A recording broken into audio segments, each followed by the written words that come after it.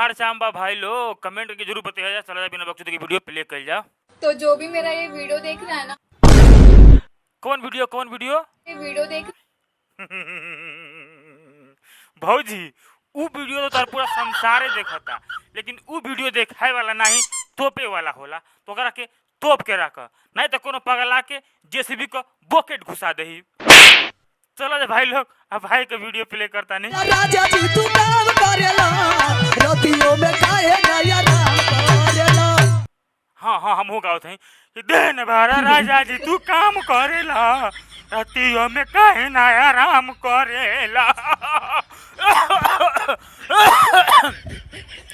ये मीरा मूर्ति जी हमसे ना गवाई यार, क्या करो भाई लोग। ये लोग विराट सिंगर नहीं तो ऐसे ही गावे नहीं, बस हम मजाक करनी है। आई हो दादा बदल गई दुनिया, आई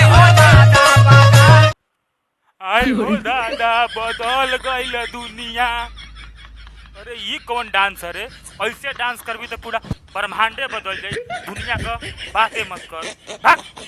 हमर सैया गइल बाड़े खेते।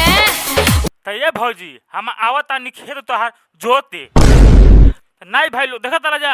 ये भौजी का सैया बहरे गइल बा, लेकिन कह के गइल बा कि तू वीडियो बना के ओकरा में साबुन शैम्पूल लिपस्टिक भी सामान कुल देखा गलिए।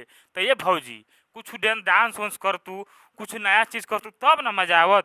ये चड्ढी देखावत तालू कबो कोनो वीडियो में ओठलाली लिपस्टिक पाउडर देखावे लगा तालू। ई कौन वीडियो हो? तू झटनियर हंसलू ये जान हमरो के मैदान लाग गइल। oh, no. देखा तारा भाई लोग ऐसे खाली करत दिया और कुछ नहीं करत मदे वीडियो में। भाग भौजी तनी बढ़िया डांस करसन आके एकदम हक के कचान के बोलो सो यूट्यूब पर तोहन का भागा सो एकदम बेइज्जती करा के रख दिया यार यूट्यूब कही।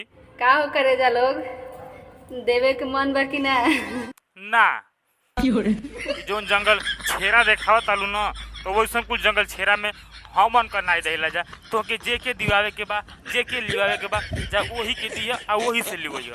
आइंदा आके ऐसा जंगल छेरा अपन खजुहट नियर मत देखिए भौजी, नहीं तो जंगल छेरा में बिना छिलल बांस धांस देव हम।